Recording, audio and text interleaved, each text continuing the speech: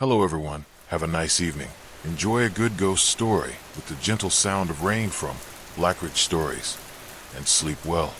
If you find these stories interesting, please subscribe and comment for me. Thank you very much everyone, and now, without further ado, let's go to part one of the story, The Ghosts of Cripple Creek. Echoes from the depths. There's a silence in Cripple Creek that doesn't feel like peace.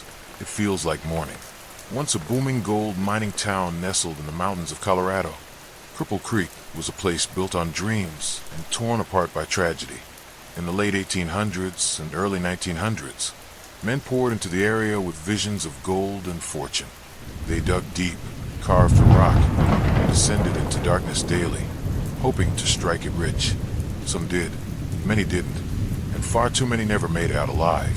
The mines of Cripple Creek were brutal. The tunnels stretched for miles underground, hot, airless chambers where cave-ins were frequent, gas leaks a constant threat, and explosions just a careless spark away.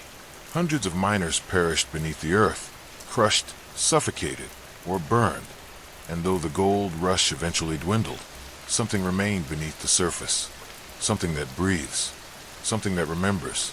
Visitors to Cripple Creek today still speak in hushed tones about the things they've heard, the things they've felt, especially after sundown. Old mine shafts, the landscape, boarded up and forgotten, but not silent. Tourists wandering near the old Orpha May or Molly Kathleen mines at night report the same chilling experiences. Heavy footsteps crunching over gravel behind them, the sharp clang of pickaxes echoing through the dark, and low, exhausted sighs rising from below, as if the work never ended. One woman, a photographer named Elena Ross, visited the area in 2007 to capture images for a travel magazine. She set up her camera just after dusk, near an old shaft, and waited for the perfect light. What she got instead was a whisper, so close it brushed her ear. "Keep digging." Startled, she turned. No one was there, but her camera, set on a 10-second timer, captured something behind her. A vague, human-like silhouette, crouched low, wearing what looked like a miner's helmet. The light on the helmet glowed faintly red. She never returned to finish the shoot. Local historian and ghost tour guide Thomas Ellery has chronicled dozens of similar accounts. The spirits in Cripple Creek are malicious, he often says. They're tired. They're still working. It's like the trauma of their deaths left a permanent scar on the land. He describes one chilling story from a tour in 2015. As the group descended near the entrance of the Crescent Mine, one visitor, a skeptical man from Denver, began mocking the idea of hauntings. "If there are ghosts here," he said, "why don't they say something?" Almost instantly, the lantern Thomas was holding flickered and died. The group stood in pitch black. Then from the shaft behind them, they all heard it, a deep, raspy exhale, like someone taking their last breath. Nobody said a word as they climbed back to the surface. The town itself, now a small tourist hub with casinos and historic buildings, still holds onto its past in ways it can't shake. The Hotel St. Nicholas, once a hospital for miners, is considered one of the most haunted places in Cripple Creek. Guests on the third floor report being woken at night by the sound of boots dragging across the wooden floor. Others have seen dusty handprints appear on mirrors or heard coughing in empty rooms. One former staff member, Clara Jennings, quit after encountering a figure in the old surgical wing. He was covered in dust, she recalled, wearing old mining gear. He looked right at me and mouthed the word help. Then he vanished. But the strangest part? She didn't know at the time that she was the only person working the overnight shift, and the surgical wing had been closed to the public for over a year. Some stories speak of entire groups of spirits. Hikers near Poverty Gulch have heard what sounds like chanting, rhythmic sounds echoing through the canyons. Some believe these are remnants of strikes and labor disputes that turned violent in the early 1900s, when miners clashed with owners in bloody confrontations. In those hills, bullets once flew, and men died shouting for justice. Now their voices are heard again, but only at night. Paranormal investigators who've studied Cripple Creek say that it's not a single haunting. It's an echo chamber of grief, with a pane of hundreds of deaths layers over itself like rock strata. EVPs, electronic voice phenomena, taken from mine shafts, frequently reveal phrases like, "I can't breathe. Get out before it falls." Still here. Some believe the spirits are trapped. Others think they choose to stay, bound by duty, or regret, or fear. Perhaps they still hope to complete their work, or perhaps they simply don't know they're dead. On the edge of town stands a rusted statue commemorating the miners who lost their lives. Visitors who leave flowers or coins at its base sometimes return to find their offerings moved, or even missing, but there are never signs of animals or theft. Only a fine trail of dusty footprints leading back toward the mine entrance. At night, if you stand very still and let the wind settle, you might hear a low rumble of digging, the scrape of metal on stone, the weary exhale of a man who hasn't seen daylight in over a century. Cripple Creek may have lost its gold rush long ago, but its souls remain, tunneling through the shadows, forever bound to the mountain's deep heart. And if you listen closely, you'll hear them too, just behind you, where the darkness runs deep. Let's move on to part 2 of the story. The haunting of St. Elmo's Church echoes in the sanctuary. They say that silence is sacred in a church, but at St. Elmo's, silence feels like something watching you, holding its breath. Perched on a quiet ridge in the nearly abandoned town of St. Elmo, Colorado, the small, weathered chapel stands as one of the last surviving remnants of a forgotten community. Built in the 1880s during the Silver Boom, it once served a bustling mining population. Now time has dulled its once proud wood. The steeple leans slightly, and moss creeps along its stone foundation. But it's not the decay that unsettles visitors. It's what lingers inside. Local legend tells of Father Matheson, the church's final resident priest, a devout man who served his parish faithfully through hardship and plague. He was known for leading midnight vigils when epidemics swept through the town. According to town records, he died under mysterious circumstances. Some say from illness, others whisper of something darker. Since then, the church has remained uninhabited, but never empty. For over a century, those who dare to step inside the old St. Elmo Chapel report sensations that go far beyond imagination. Cold spots appear even in the summer heat, sharp, concentrated zones of chill that follow visitors like invisible eyes. People have described hearing soft murmurs, unintelligible prayers whispered in Latin, or the faint creak of pews shifting as if someone unseen were sitting down beside them. One former park ranger, Mark Ellison, described his experience while inspecting the building after storm. "The front door was already open when I arrived," he recounted. "I walked in and immediately felt the temperature drop at least 20 degrees. The windows were intact. No explanation. As he moved toward the altar, he heard the unmistakable sound of a thurible, the metal censer used in traditional Catholic ceremonies, swaying back and forth, chains clinking. But when he turned, nothing was there. Only the scent of incense lingering in the air, even though the church had not been used for decades. I wasn't alone in that room," he said, "and I knew whoever was there wanted me gone." The altar remains untouched since the early 1900s, but local historians say it has a strange habit. The Bible on its stand always opens to the same passage, Psalm 23. No matter how many times it's closed, weighed down, or even removed and replaced, the next visitor always finds it open to. "Yeah, though I walk through the valley of the shadow of death, I will fear no evil." Those who have stayed too long after dusk inside the church speak of shadowy figures moving between the pews, or the sudden peal of a bell overhead, though the bell tower has long been empty. Some claim to have seen Father Matheson himself, a tall figure in dark robes, walking the aisle slowly, holding a candle that never flickers in the wind. One chilling account came from a group of college students filming a paranormal documentary. While reviewing footage taken during their investigation, they discovered an audio anomaly. Beneath their voices, a second track of chanting could be heard, Latin phrases repeated in a droning monotone. None of them had heard it in a moment. "I felt like something was humming inside my skull," said one of the crew. It wasn't until we played it back that I realized I wasn't imagining it. Their footage also captured a moment when a camera left on the altar shook violently, though no one was near it. A second later, the voice of a man could be faintly heard whispering, "Confess." There is no electricity in chapel, but multiple reports mention lights, soft, golden glows that appear in the stained glass windows at night, often in the shape of a figure kneeling or standing at the pulpit. Drivers passing by on the road below have mistaken it for someone inside with a lantern, only to find the doors locked tight. Despite all of this, the church has never been officially closed. The door, aged and groaning, still opens freely. Perhaps, as some locals say, it was never truly meant to be shut. The town of St. Elmo, though mostly abandoned, is not without curious travelers.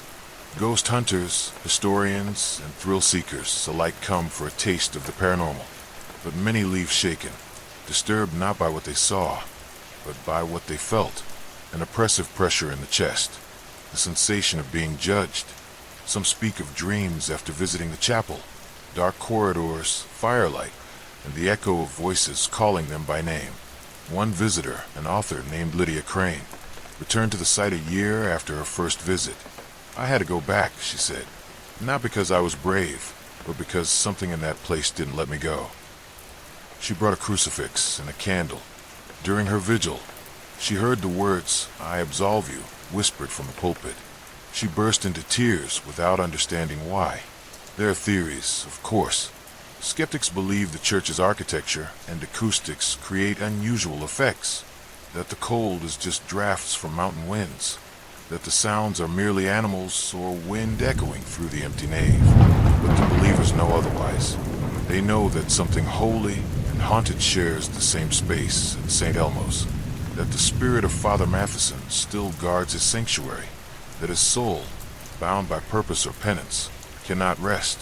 And if you listen, really listen, you might hear it too, the quiet drone of ancient prayers, whispered in the language of the dead, echoing across time, still rising beneath the worn rafters of a chapel that has forgotten what it means to be empty. Because at St. Elmo's, the service never truly ends. Let's move on to part 3 of the story. The spirit of the woman at Denver Theater. Shadows in the spotlight. There are stages meant for drama, and then there are stages that never let go of it. The Denver Theater, a historical landmark nestled in the heart of Colorado's capital, has entertained generations with its breathtaking performances and architectural beauty.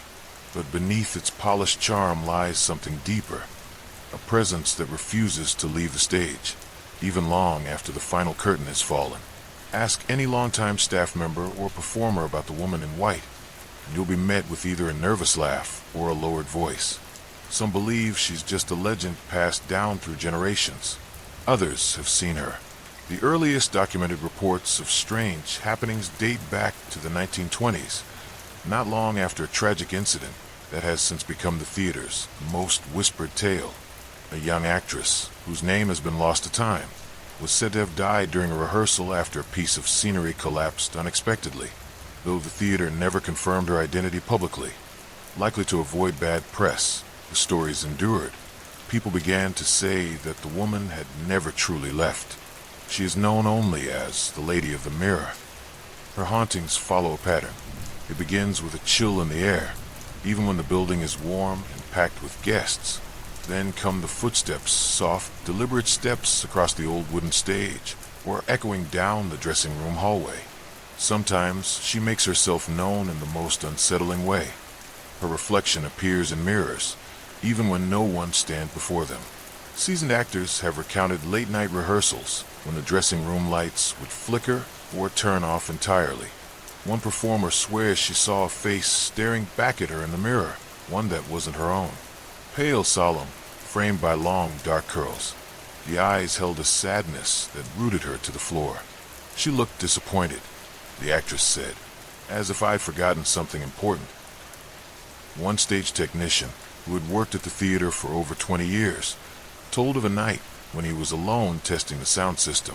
From the dark auditorium, a woman's voice began to hum, a soft, haunting melody. He turned off the speakers, checked the backstage, even searched the seats. There was no one there, but the melody continued for several seconds before fading like a sigh. Other crew members have reported seeing a woman in period costume standing in the upper balcony, watching rehearsals silently. When they go to investigate, the seat is always empty. Some have even claimed to feel a gentle hand on their shoulder while working backstage, only to find no one behind them. The most disturbing incidents, however, revolve around the main stage mirror. This large, antique mirror hangs in the principal dressing room and has been a staple of the Denver Theater since it opened. Its ornate gold frame and slightly warped glass give it an old-world elegance, but those who spend time near it begin to notice things. A flicker of movement when you're still, a face watching even as you look away. A few performers have even captured strange anomalies in photos, blurry outlines, faint smudges in the shape of a woman's hand, and once, the suggestion of a figure standing behind the photographer. One former choreographer, during a late rehearsal, reported a moment that chilled her to her core. As she stepped in front of the mirror to adjust her scarf, she froze. In the reflection, the scarf appeared to tighten around her neck, not physically, but visually, as though the mirror showed a moment of strangulation. She left the theater that night and never returned. Over the decades, countless spiritual investigators and psychics have tried to make contact.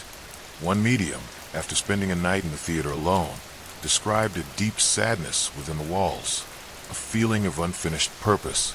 She claimed the spirit believed the performance that night, the one she died before completing, was meant to be her big break, a final role to prove her worth, her last chance, and it was stolen from her, whether out of frustration or longing. The spirit seems drawn to those who take the stage. New performers often report vivid dreams after their first week, dreams of old-fashioned scripts, dim spotlights, and a female voice coaching them from the wings. One actor described waking in the middle of the night with a sudden urge to rewrite his scene, only to discover the new lines already scrawled on his rehearsal notebook, in handwriting that wasn't his. Though the woman's identity remains unconfirmed, few clues persist. A faded photograph discovered in the archives shows a cast from a 1919 production of La Belle et la Bête. Among them is a young woman with piercing eyes and an elegant stance. Listed only as EM, several current staff believe she may be the one. They've taken to calling her Eleanor. Regardless of her name, those who respect her tend to fare better. Theater folklore says that new actors should always greet the mirror before their first performance and leave a white flower in the wings on opening night. Some call it superstition, others call it insurance. And every now and then, during a quiet moment in rehearsal, the orchestra pit empty and the house lights dimmed, a soft whisper will glide across the stage. Just one word, encore, whether it's a plea, command, or simply a memory caught in time. No one knows, but they all agree on one thing. The Denver Theater belongs to her as much as to the living. So if you ever find yourself on its stage, and you feel the air go still, if you hear footsteps echo when no one is there, or if a reflection stares back at you that isn't quite your own, remember to bow. The Lady of the Mirror is watching. Let's get to Part 4, Ghost of Cemetery Hill. A widow's eternal vigil. Colorado Springs is known for its sweeping mountain views and crisp alpine air. But just beyond the city's quiet neighborhoods lies Cemetery Hill, a somber reminder of the past, and perhaps a gate to something far older, far more sorrowful. Locals speak in hushed tones about a particular grave, tucked under a gnarled oak tree near the western edge of the cemetery. It's easy to overlook a weathered headstone with faded carvings, flanked by two rusted lantern hooks and an overgrown path leading toward the tree line. But if you're there at the right hour, just after sunset, you may notice her, a woman in black, standing perfectly still, as though carved from shadow and sorrow. This is not simply folklore. Sightings of the woman date back to the early 1900s, with some of the first reports published in a now-defunct local newspaper called the Gazetteer. According to historical archives, the grave belongs to a Civil War soldier named Thomas Albrecht, who died in 1864 during the Battle of Spotsylvania Courthouse. His body was brought back to Colorado by his grieving wife, Margaret, who arranged for his burial atop what was then an isolated knoll overlooking the growing town. Margaret was known to visit the grave every day until her death in 1907, but some say she never really left. Caretakers at Cemetery Hill have reported dozens of inexplicable sightings over the decades. One described locking the cemetery gates at dusk, only to see a woman in 19th century mourning attire walking among the headstones, clutching what looked like a handwritten letter. When he rushed to find her, the path was empty. The air, however, carried a chilling scent of lilac and old paper. Visitors have described similar encounters. A family once visiting a nearby plot claimed that their daughter pointed to a tree and said, "The sad lady is crying again." When asked what she meant, the child simply said, "She's waiting for a soldier." Some nights, the air shifts unnaturally near the grave. It becomes still and heavy, as though the world holds its breath. Photographs taken near the site have shown unexplained mists, orbs of light, and in one instance, the faint silhouette of a woman in long skirts kneeling beside the stone. One chilling account comes from a local historian named Richard Crane, who visited the cemetery during a full moon to document Civil War graves.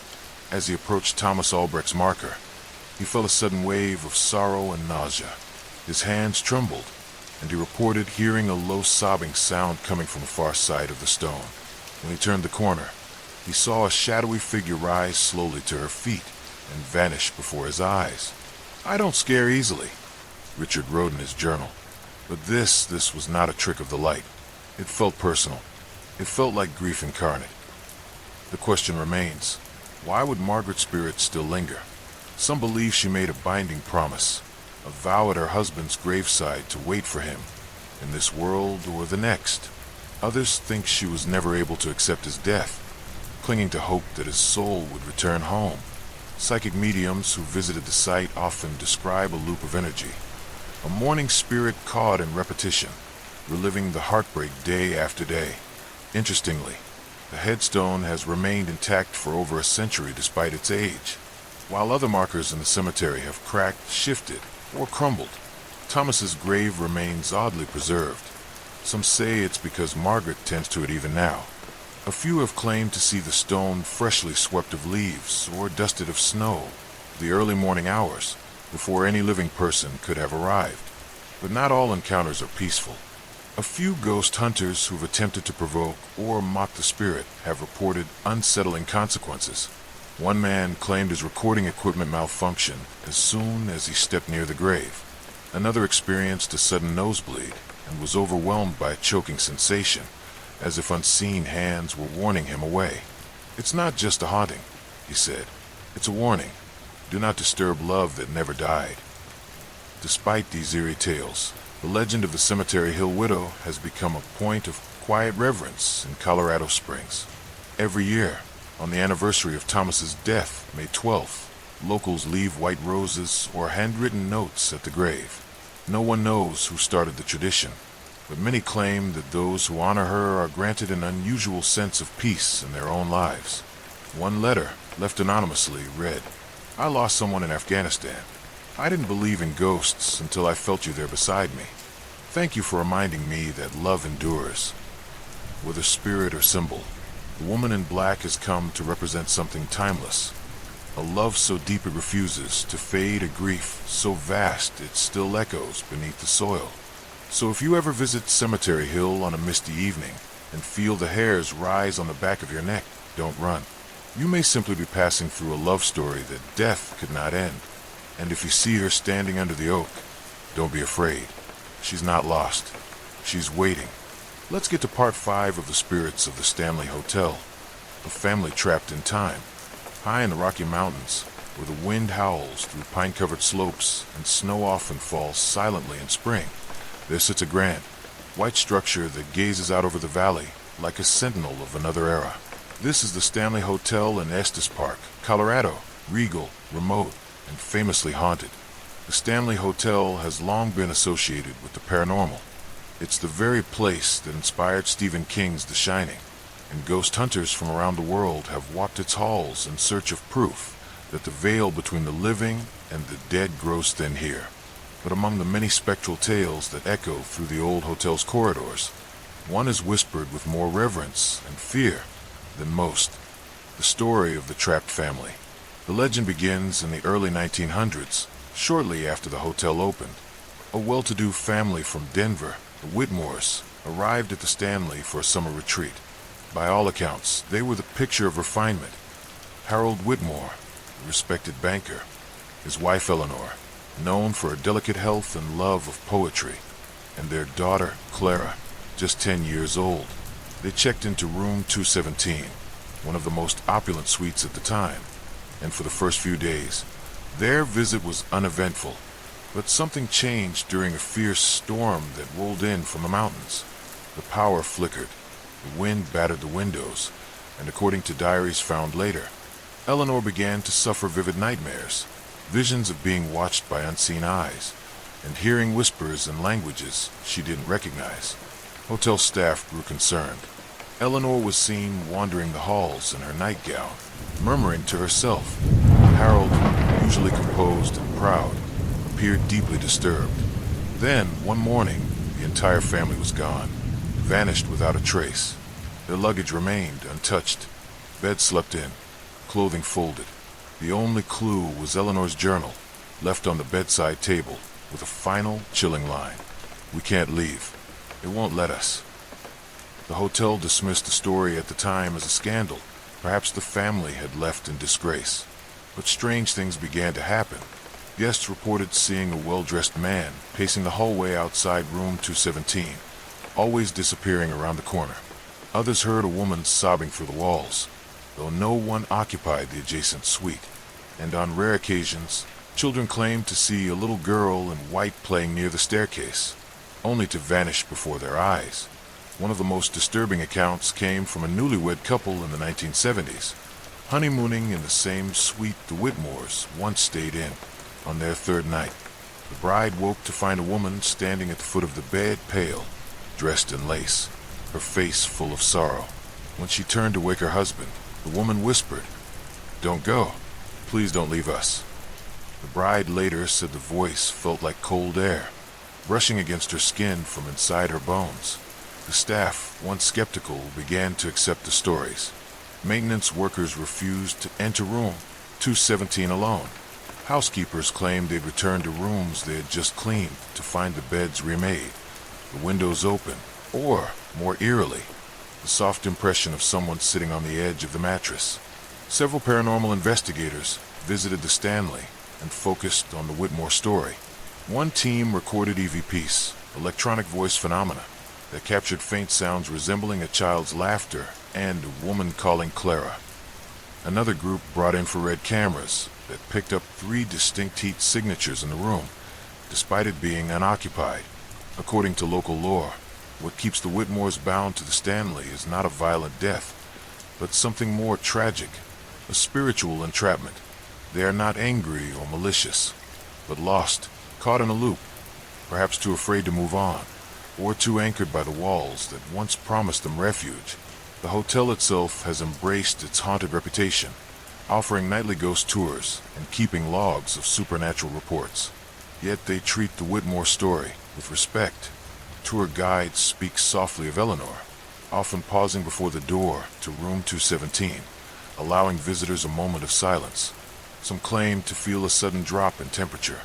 Others have heard a soft knock from inside the room, though it remains locked and empty.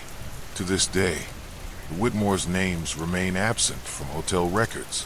It's as if their stay was erased. But their story continues to haunt every floorboard, every flickering lamp, and every guest who dares to ask about the family that checked in and never checked out. So if you ever find yourself at the Stanley Hotel, alone in a quiet corridor, and you feel the sensation of someone watching from a doorway, you may have caught the eye of Harold, still pacing with worry. Or perhaps you'll hear Eleanor, her voice drifting on the wind, searching endlessly for peace. And if you see a young girl smiling in the corner of your vision, dressed in white, don't blink. She might be looking for a friend. Let's get to part 6 of The Ghost in the old house of Boulder. In the heart of Boulder, Colorado, nestled quietly among rows of gentrified homes and modern cafes, sits a peculiar Victorian-era house that locals don't like to talk about. Its once vibrant paint has faded to a dull gray-green, and its shutters, crooked with age, creak with even the gentlest breeze. But what makes this house notorious isn't its appearance, it's what lingers inside.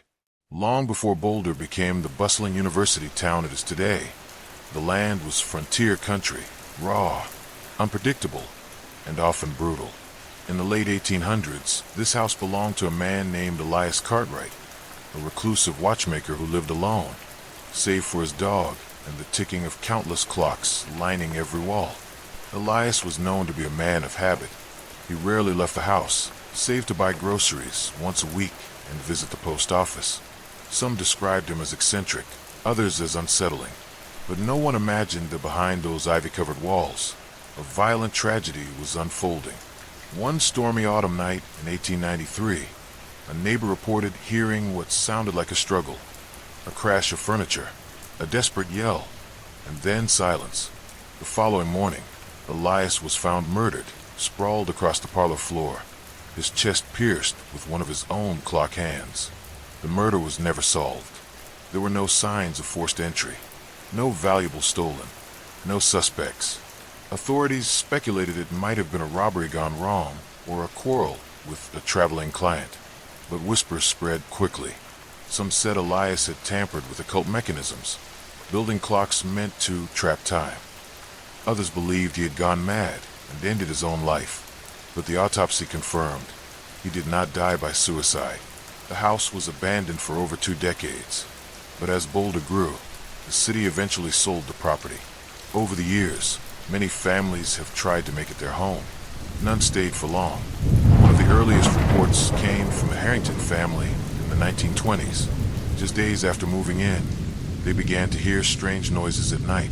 Whispers coming from the baseboards, the rhythmic ticking of clocks that no longer existed, and most disturbingly, the sound of slow, deliberate footsteps pacing the upstairs hallway.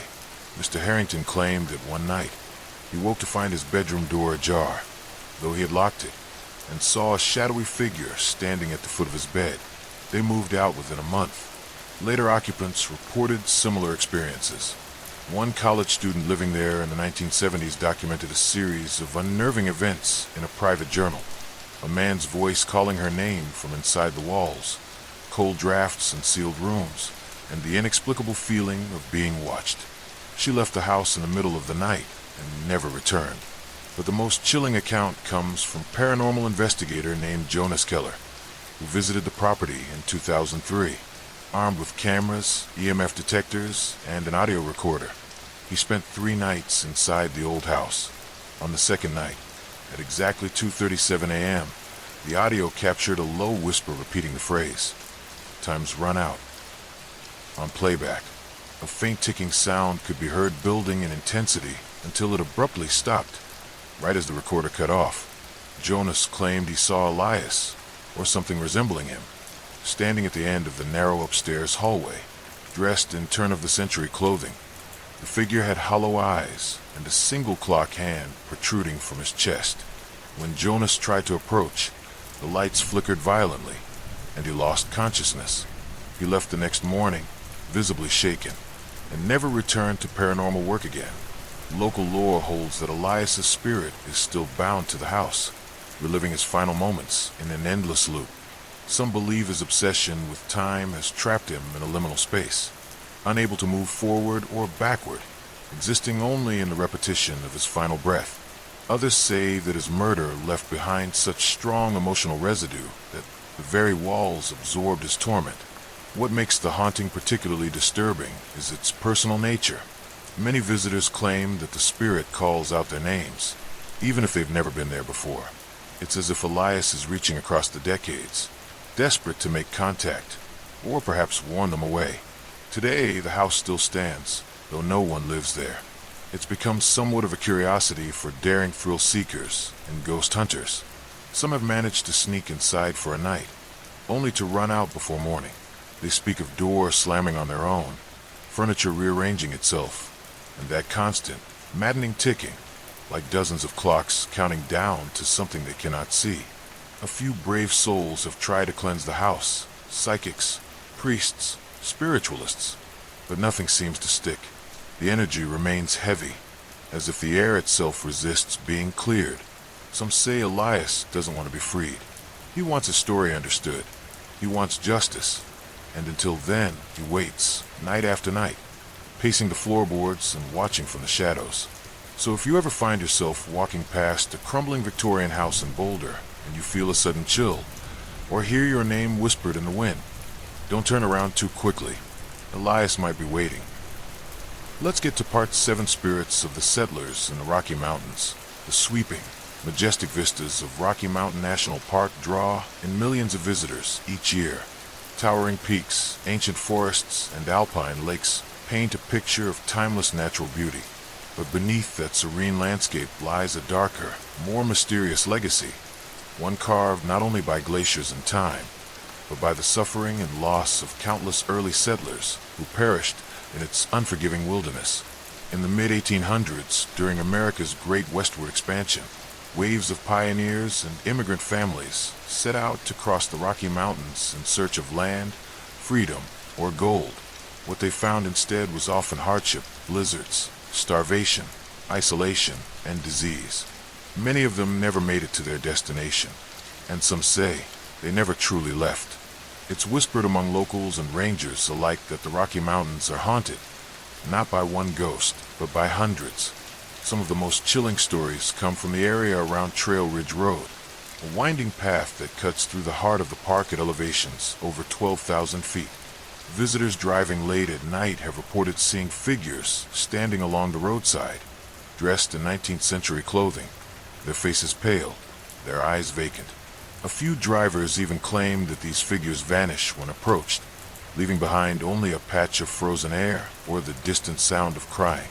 One particularly well-known tale is that of the woman in white, spotted near Milner Pass. Hikers say she appears just off the trail, her long dress flowing as if caught in a wind no one else can feel. She never speaks, but she holds out her hand, as if asking for help or offering a warning. When hikers attempt to approach her, she simply fades into the trees. There's speculation she was once a young woman separated from her wagon party during a storm, left behind when snow fell too quickly to recover her path. By the time rescuers returned, she had frozen to death. Her body was never found, but her grief and confusion seemed to linger in the forest still. Campers near Moraine Park report hearing strange noises at night, boots crunching in gravel when no one is there, hushed conversations in a language they don't recognize, and the unmistakable clatter of wagon wheels moving across stone. Some claim to have found small handprints on the outside of their tents, as though curious children were examining the strange canvas from the other side, children who vanished long ago. Even seasoned park rangers speak in hushed tones when discussing certain parts of the forest. One ranger, who had worked at the park for nearly 15 years, described an unsettling experience near Bear Lake. While on patrol just before sunset, he heard what sounded like a group of people singing softly, an old folk song he couldn't quite place. Thinking it was a group of campers, he followed the sound through a thicket of pines, only to find an empty meadow blanketed in snow. When he turned to leave, he swears he saw a row of shadowy figures at the edge of the trees, watching silently. He never returned to that trail alone again. Some investigators believe the energy in Rocky Mountain National Park is unusually conducive to residual hauntings, echoes of past trauma replaying themselves like a broken record. The terrain, harsh and unyielding, was the final resting place for many souls who died in fear, confusion, and sorrow. Their final emotions, it is said, soaked into the land. But not all encounters are fleeting shadows or distant whispers.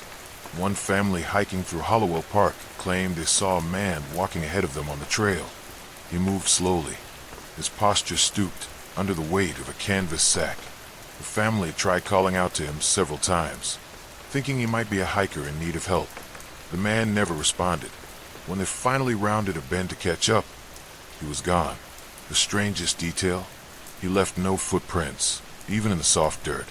Skeptics argue that the high altitude and isolation can lead to hallucinations or heightened fear responses. The brain, they say, fills in gaps when exposed to fatigue, dehydration, or unfamiliar surroundings. But this doesn't explain the photographs. Images taken by tourists and amateur ghost hunters that show unmistakable human shapes where there should be none. Silhouettes standing among trees, faces in the mist. Others who camp deeper into the backcountry report more intimate phenomena, waking to the sensation of someone tugging on their sleeping bag, or hearing a low murmur in their ear just before drifting off to sleep. One couple even described waking up to find their campfire extinguished the night before, burning again, with no signs of intrusion. Native stories that predate the pioneers tell of spirits in the mountains, beings who wander between the living and the dead. Though the legends differ, the message is the same. The mountains remember. They remember joy and pain, sacrifice and loss, and they do not easily let go of those who pass through them in desperation. To this day, park guides sometimes remind visitors to show respect when passing certain areas, especially if they feel a sudden chill or hear their name carried in the wind. It may be nothing, or it may be one of the forgotten souls reaching out, hoping to be acknowledged. So if you ever find yourself hiking through the Rockies and feel an inexplicable weight in the air, or spot a figure ahead that doesn't leave tracks, don't be too quick to dismiss it as a trick of light or tired eyes. Because out here, in these ancient, whispering woods, not all who wander are truly gone. Let's get to part 8 of the haunting at the old church of Durango. Nestled at the edge of a quiet road in southwestern Colorado stands the old church of Durango, a weathered stone structure that seems forever cloaked in shadows. Its spire pierces the sky like a crooked finger pointing toward the heavens, and the cracked bell above still rests in its tower. Silent most days, but not always. Built in the mid-1800s, the church was once a beacon for the isolated settlers of the region, offering sanctuary, confession, and a place to gather in faith. But as decades passed, its history darkened. Whispers of violence, betrayal, and murder began to surround the building. And today, few locals will go near it after sundown. They say the dead never truly left the old church of Durango. The first reported tragedy dates back to 1874, when a young priest was found stabbed at the altar, his body discovered by early morning parishioners who had come from Massachusetts. His killer was never caught, and in the years that followed, more deaths occurred. A woman strangled in the confessional, 2 brothers who shot each other dead on the church steps after a dispute, and even a child who vanished during a Sunday service, never to be seen again. After the 3rd death, attendance dwindled. The church eventually closed, its doors locked, and its wooden pews left to gather dust. But despite its abandonment, the building never lost its watchers. Hikers passing nearby have often glanced up at the bell tower and claim to see a shadowy figure staring down at them, unmoving. Others have spoken of hearing a bell tolling faintly, echoing through the valley even though the church has long been without power or caretakers. One chilling account comes from a group of amateur ghost hunters who decided to spend the night inside the church on Halloween, armed with cameras and EMF detectors. They entered just after sunset. What they recorded still circulates among paranormal circles today. Low chanting, even though no one was speaking. A lone bell chime at midnight, though no one touched the rope. And most disturbingly, a sudden drop in temperature, followed by the group's camera flickering wildly as a blurred figure moved past the pews. One of the group members, a skeptic named Drew, refused to go back inside after stepping out for air. He claimed he had seen a man in old-fashioned robes at the pulpit, reading from a book that wasn't there. But when Drew blinked, the figure vanished. Later, reviewing footage, they discovered an unexplained whisper on the audio. "We are still here."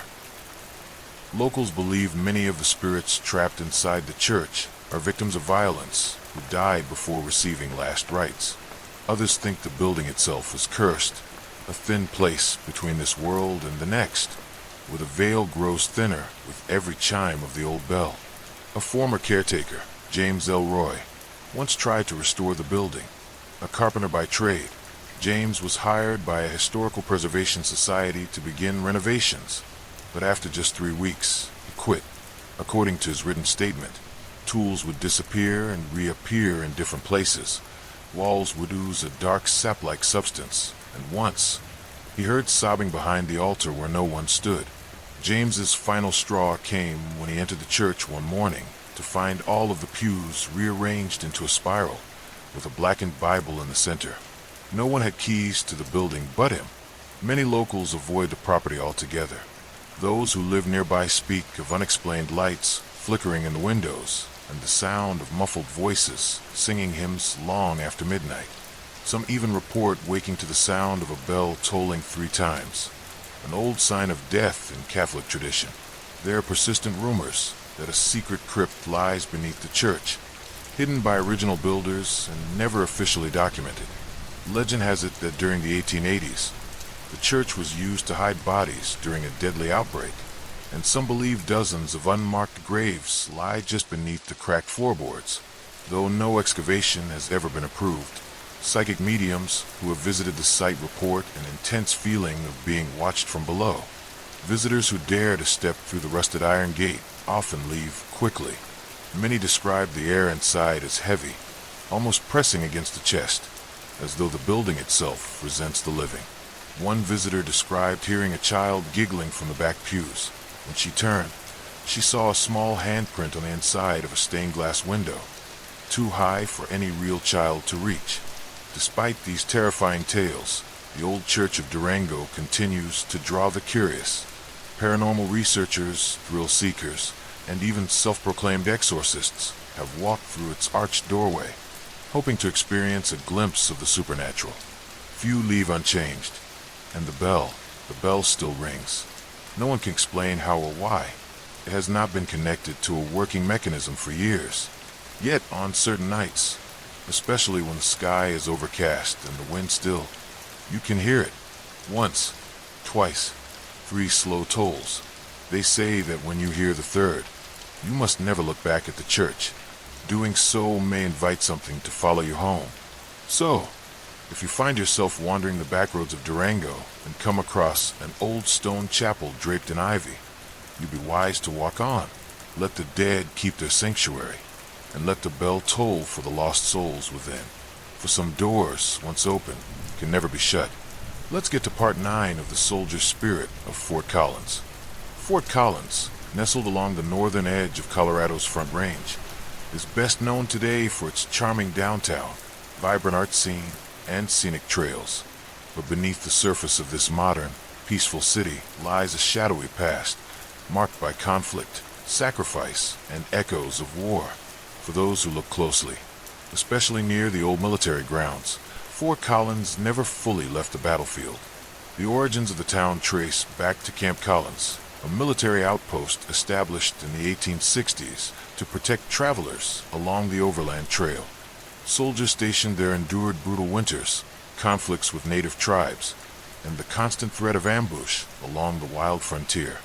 Over time, Camp Collins became Fort Collins, and the military presence slowly faded, but the memories did not.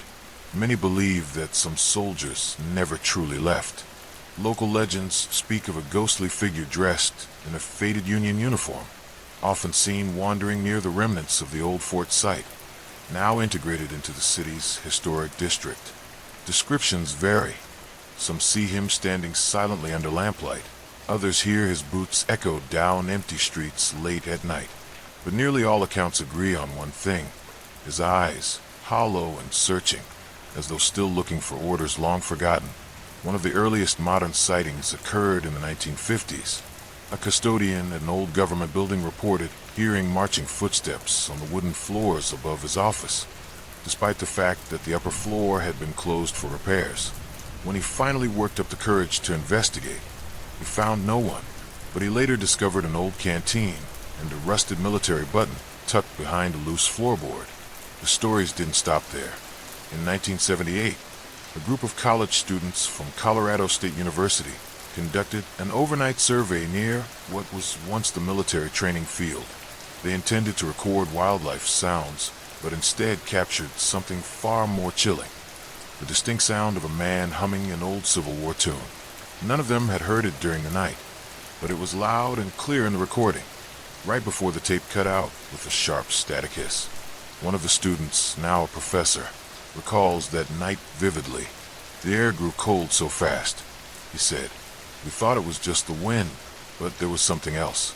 I felt like I was being watched, not in a threatening way, more like someone wondering what we were doing on their land. Many residents and visitors report strange happenings near the historic Avery House, a Victorian-era building not far from the old fort site. Guests have claimed to see a man in military garb standing at the foot of the stairs, disappearing when approached. One tour guide swears she saw a dusty boot print appear on a freshly polished floor, only one, as if someone had taken a single step and vanished. Local veterans who visit the area often express a peculiar sense of familiarity. Some say they've dreamt of battles they never fought, only to recognize landmarks from those dreams in Fort Collins. One Gulf War veteran confessed that, after visiting the old parade grounds, he woke up 3 nights in a row to the sound of a bugle call, each time at exactly 4:12 a.m., the reported hour of a surprise skirmish during the fort's early days. And then there's the woman in white, said to be the widow of a young soldier who died in a forgotten battle. Legend has it she walks the edge of the old military boundary at dusk, holding a letter clutched to her chest, waiting for a husband who never returned. Witnesses describe her as translucent and weeping, sometimes appearing in photographs taken near the town's older graveyards. Some believe these spirits remain because they died far from home, their souls trapped in confusion or unfinished duty. Others say Fort Collins rests on a spiritual fault line, a place where memory and emotion are strong enough to leave imprints in time. One striking case involved a night guard at a small museum near Old Town. He often dismissed the creaking of old pipes or shifting wood as part of the job. But one night, after locking up, he returned to grab a forgotten coat and saw a soldier standing in front of an antique display of military medals. The man didn't move, didn't breathe. When the guard spoke, the soldier slowly turned to face him, gave a slight nod, and simply faded into the shadows. The guard quit the next day. Attempts to explain the phenomenon scientifically have failed to account for the electromagnetic anomalies frequently recorded near old fort locations, or the way certain areas suddenly plunge in temperature, even on hot summer nights. Paranormal researchers who visited Fort Collins report consistent readings near the original boundary stones and EVP, electronic voice phenomena. Recordings have captured whispers such as, "Still marching. Where's the captain? Orders not received." Each voice, strained and distant, like a message trying to break through from another time. Whether one believes in ghosts or not, there's no denying that Fort Collins carries the weight of its military past. Walk its streets at night, and you may feel a presence just out of sight. Visit the parks that once held drills and formations, and you might hear the faint echo of boots in the grass.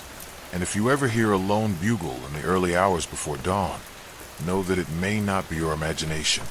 It may be the lingering echo of a soldier who still stands his post, long after the war has ended. Let's get to Part 10 of the haunted village of Leadville. Tucked deep within the Colorado Rockies, 10,000 feet above sea level, lies Leadville, a once booming mining town that flourished during the silver rush of the late 1800s. In its prime, it was home to tens of thousands of prospectors, dreamers, and fortune seekers. But where there is gold, there is greed. And where there are mines, there are tragedies. Today, the mountains around Leadville no longer echo with the roar of dynamite or the clang of pickaxes. Instead, they murmur with whispers from the past. Visitors who come to Leadville at night often say the town never truly sleeps. Its historic main street, with its sagging wooden facades and rusted signage, seems frozen in time. The buildings stand like silent witnesses, watching over narrow streets where fog clings low to the ground and shadows dance without a source. Locals say that after sunset, if you walk alone through Leadville's historic district, you're not really alone. The stories began long ago, back when the earth here was still being stripped for its wealth and miners worked in grueling, dangerous conditions. Accidents were frequent. Some tunnels caved in without warning. Others flooded. Explosions from unstable dynamite took lives in an instant. But some say the worst deaths weren't quick. Some men were buried alive, their final screams muffled by tons of rock.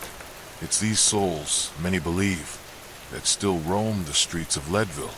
One of the most famous hauntings centers around a stretch of Poplar Street, where a collapsed mine entrance was sealed off in the 1890s. Passers-by have reported hearing the clinking of metal tools coming from beneath the ground. Some claim they've heard faint, desperate voices calling for help, only to find no one nearby. One visitor even recorded what sounded like a chorus of coughs, as if a group of men, choking on dust, were struggling for breath in the shadows. In 1994, a group of amateur paranormal investigators spent the night in a former boarding house once used by miners. Around 2 a.m., their motion sensor camera captured a tall, shadowy figure standing in the hallway, flickering in and out like a candle flame. They described a crushing weight in the air, a sudden drop in temperature, and the unmistakable scent of sulfur and damp stone. "We were surrounded by silence," one of them later said, "but it was the kind of silence that presses into your ears, like something is just on the edge of speaking." Local shop owners have their own stories. A woman who runs an antique store on 7th Street claims that she often comes in to find tools rearranged, or footprints and dust she just cleaned the day before. One time, after locking up for the night, she walked past her storefront and saw the silhouette of a man standing inside, holding a lantern and looking out. When she returned to check, the building was empty. Leadville's Evergreen Cemetery holds hundreds of unmarked graves, many belonging to miners who died with no family and no fortune. Visitors report seeing misty apparitions hovering above certain plots, particularly those near the older section of the graveyard. One traveler even captured a photo showing a group of men in outdated work clothes, standing near a gravestone, but no one else had been present at the time.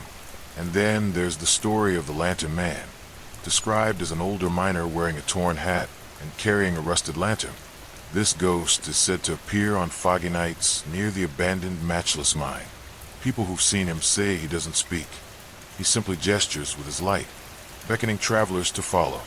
Those who dare to walk after him find themselves inexplicably lost, even in familiar areas, and often return hours later, disoriented and shaken.